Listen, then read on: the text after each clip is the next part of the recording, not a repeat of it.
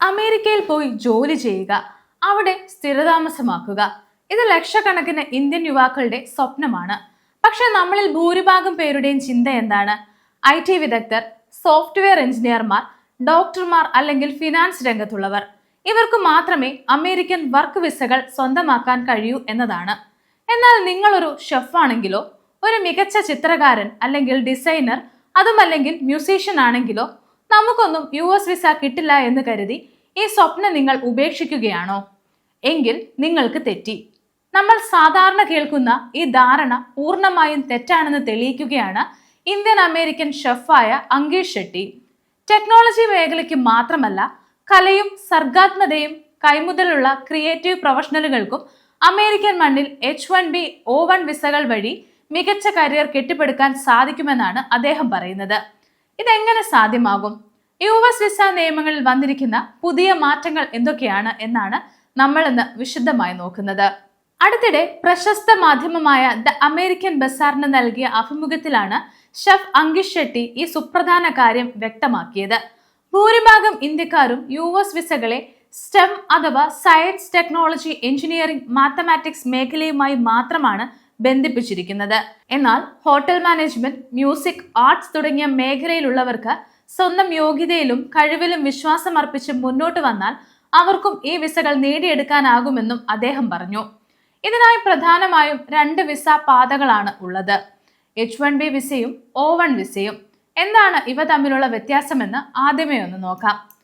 സാധാരണയായി H1B visa നൽകുന്നത് speciality occupation അഥവാ പ്രത്യേക വൈദഗ്ധ്യം ആവശ്യമുള്ള ജോലികൾക്കാണ്. ഇതിന് കുറഞ്ഞത് ഒരു ബാച്ചിലർ ബിരുദമോ അതിന് തുല്യമായ പ്രൊഫഷണൽ പരിചയമോ ആവശ്യമാണ്.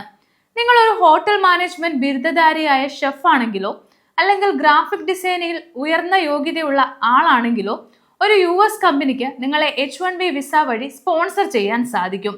അതായത് ബിരുദവും പ്രത്യേക വൈദഗ്ധ്യവും ഉണ്ടെങ്കിൽ ക്രിയേറ്റീവ് മേഖലകളിലും H1B സാധ്യതകൾ തുറന്നു കിടക്കുന്നു എന്നാണ് അദ്ദേഹം പറയുന്നത്. ഇനി എന്താണ് O1 വിസ എന്ന് നോക്കാം. ക്രിയേറ്റീവ് പ്രൊഫഷണലുകൾക്ക് ഏറ്റവും അനുയോജ്യമായ മറ്റൊരു വിസയാണ് ഈ O1 വിസ. ഇത് യഥാർത്ഥത്തിൽ രൂപകൽപ്പന ചെയ്തിരിക്കുന്നത് തന്നെ അസാധാരണമായ കഴിവുകളുള്ള വ്യക്തികൾക്ക് വേണ്ടിയാണ്. കല, ശാസ്ത്രം, വിദ്യാഭ്യാസം, ബിസിനസ്, കായികം തുടങ്ങിയ മേഖലകളിൽ ദേശീയ, അന്തർദേശീയ തലത്തിൽ അംഗീകാരം നേടിയ പ്രതിഭകൾക്കാണ് ഈ വിസ നൽകുന്നത്.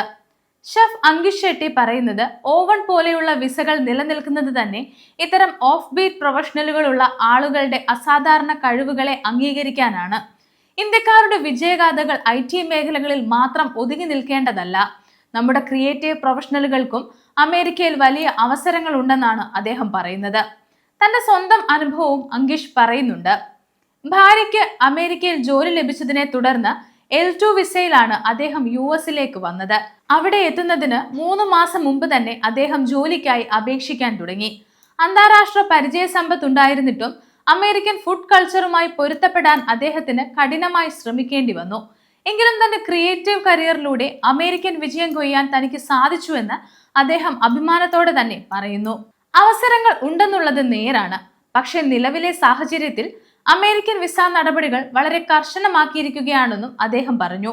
US ഇമിഗ്രേഷൻ വിഭാഗം ഇപ്പോൾ അപേക്ഷകരെ കൂട്ട പരിശോധനകൾക്ക് വിധേയരാക്കാറുണ്ട്. നിങ്ങൾ ഒരു H1B വിസ ഇന്റർവ്യൂവിന് പോവുകയാണെങ്കിൽ നേരിടേണ്ടി വരുന്ന ചില പ്രധാന ചോദ്യങ്ങളെക്കുറിച്ചും അദ്ദേഹം മുന്നറിയിപ്പ് നൽകുന്നുണ്ട്. എന്തുകൊണ്ടാണ് US ഒരു തൊഴിലാളിയെ എടുക്കാതെ കമ്പനി നിങ്ങളെ ജോലിക്ക് തെരഞ്ഞെടുത്തത്? ഇത്തരത്തിലുള്ള ചോദ്യങ്ങളായിരിക്കും ഇവർ നിങ്ങളോട് ചോദിക്കുന്നത്. ഇത്തരം ചോദ്യങ്ങൾക്ക് മറുപടി നൽകുമ്പോൾ നമ്മൾ ഒരിക്കലും നമ്മളെ അമേരിക്കൻ തൊഴിലാളികളുമായി താരതമ്യം ചെയ്ത് സംസാരിക്കരുത് എന്നാണ് അദ്ദേഹം പറയുന്നത്. പകരം ആ ജോലിയുടെ പ്രത്യേകത എന്താണെന്നും നിങ്ങളുടെ പ്രത്യേക വൈദഗ്ധ്യം എന്താണെന്നും ആ തസ്തികയ്ക്ക് അനുയോജ്യമാകുന്നത് എങ്ങനെയാണെന്നും നിങ്ങൾ കൃത്യമായി വിശദീകരിച്ച് നൽകണം. അതുപോലെ തന്നെ പ്രധാനമാണ് സോഷ്യൽ മീഡിയ പരിശോധനയും എന്നും അദ്ദേഹം കൂട്ടിച്ചേർത്തു. ഇപ്പോൾ US കോൺസുലേറ്റുകൾ അപേക്ഷകരുടെ സോഷ്യൽ മീഡിയ അക്കൗണ്ടുകൾ സൂക്ഷ്മമായി നിരീക്ഷിക്കുന്നുണ്ടെന്നും അദ്ദേഹം കൂട്ടിച്ചേർത്തു.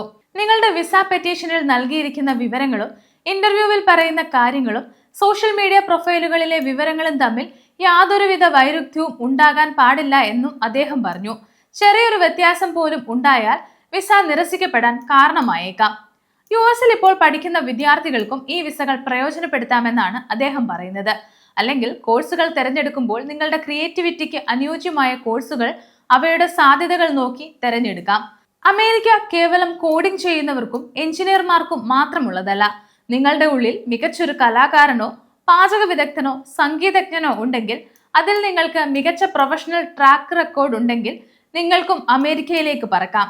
ചെയ്യേണ്ടത് ഇത്രമാത്രം: നിങ്ങളുടെ യോഗ്യതകൾ കൃത്യമായി കെട്ടിപ്പടുക്കുക, H1B, O1 തുടങ്ങിയ വിസ സാധ്യതകളെക്കുറിച്ച് കൂടുതൽ പഠിക്കുക. കൃത്യമായ ആസൂത്രണമുണ്ടെങ്കിൽ നിങ്ങളെ കാത്തിരിക്കുന്നത് വലിയൊരു വിജയമായിരിക്കുമെന്നാണ് അദ്ദേഹം പറയുന്നത്.